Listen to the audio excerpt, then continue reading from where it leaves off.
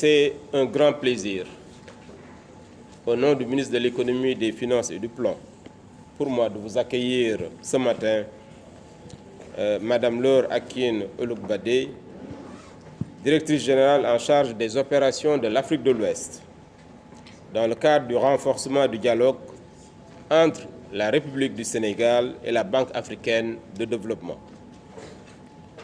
Je voudrais tout d'abord vous souhaiter la bienvenue et vous exprimer mes sincères remerciements pour avoir bien voulu honorer de votre présence cette importante rencontre qui constitue un moment de restitution des résultats de la mission de revue à mi-parcours du document de stratégie pays 2016-2020 et de la revue du portefeuille de la Banque africaine de développement au Sénégal. Madame la directrice générale, cette revue qui se déroule depuis quelques jours, en collaboration avec toutes les parties prenantes, a adopté une approche combinée de l'évaluation de la mise en œuvre du DSP 2016-2020 et de la performance du portefeuille de la Banque au Sénégal.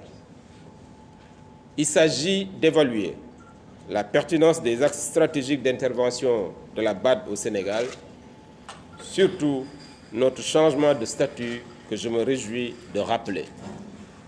En effet, depuis janvier 2018, le Sénégal est passé du pays accédant uniquement aux ressources concessionnelles du guichet du Fonds africain de développement, FAD, et au cas par cas aux ressources du guichet non concessionnel du guichet BAD au statut de pays mixte, c'est-à-dire pays pouvant accéder à la fois à une partie de ses ressources concessionnelles et de façon permanente aux ressources non concessionnelles du groupe de la banque.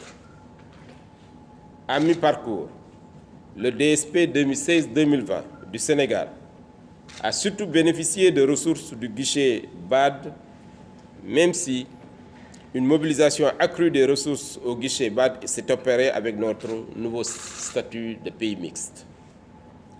Rien que sur l'année 2018, vous venez de le rappeler, un record de 478 millions d'unités de compte, soit 377 milliards, est en cours de mobilisation et le montant total des ressources mobilisées à mi-parcours s'élève à 795 millions d'unités de compte, soit 628 milliards de francs CFA.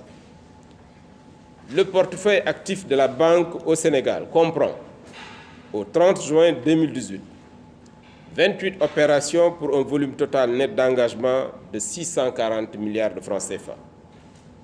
Ce montant est réparti entre 537 milliards pour le secteur privé et 537 milliards pour le secteur public et 102 milliards pour le secteur privé. Le portefeuille du secteur public comprend les projets nationaux, mais aussi les projets régionaux. Le portefeuille des projets nationaux actifs comprend 18 opérations pour un volume total net d'engagement de 478 milliards.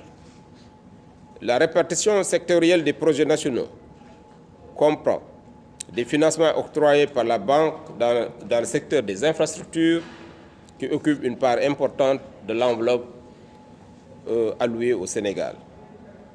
Comme vient de le rappeler Madame la directrice générale, parmi ces projets phares, on peut citer le train express régional approuvé en juin 2017 et qui connaît aujourd'hui un taux actuel de décaissement de près de 21%.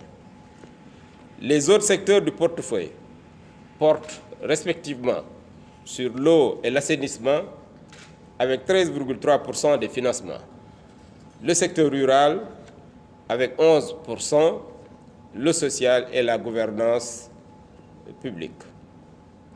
Quant aux opérations régionales qui impactent le Sénégal, elles portent sur 4 grands projets pour un montant total de 59 milliards et les opérations financées concernent les infrastructures. Madame la directrice générale vient de rappeler le pont transgambien, et le taux moyen de décaissement est de 20%.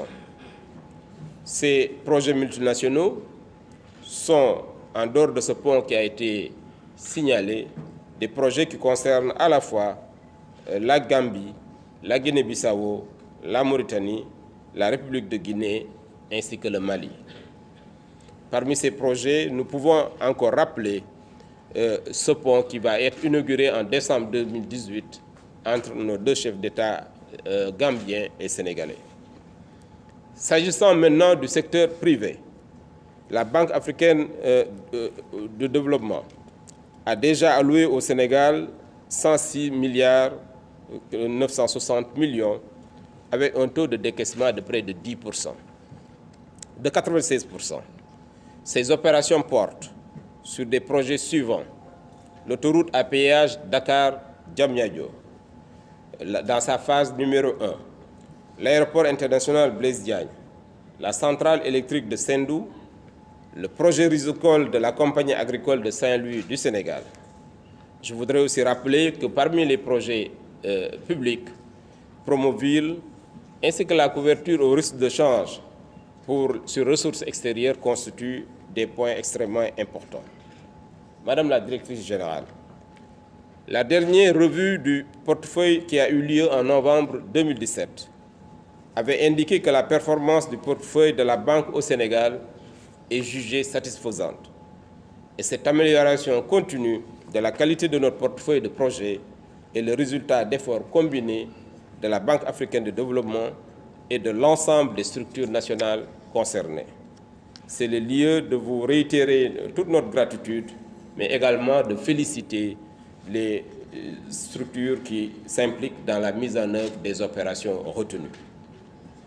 Votre institution a toujours manifesté sa disponibilité à appuyer nos stratégies de développement économique et social, et en particulier le plan Sénégal émergent qui constitue le point où s'adosse l'ensemble des actions qui sont menées en vue de la promotion économique et sociale du pays.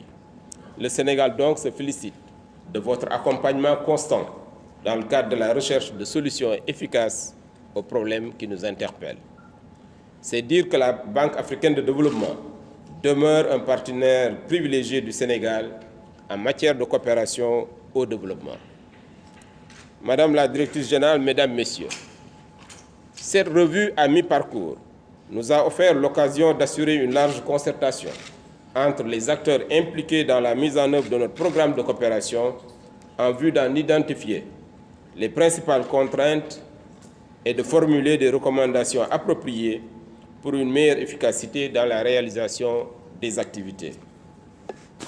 Même si la situation globale du portefeuille des projets s'est améliorée, des efforts restent encore à fournir sur certaines questions.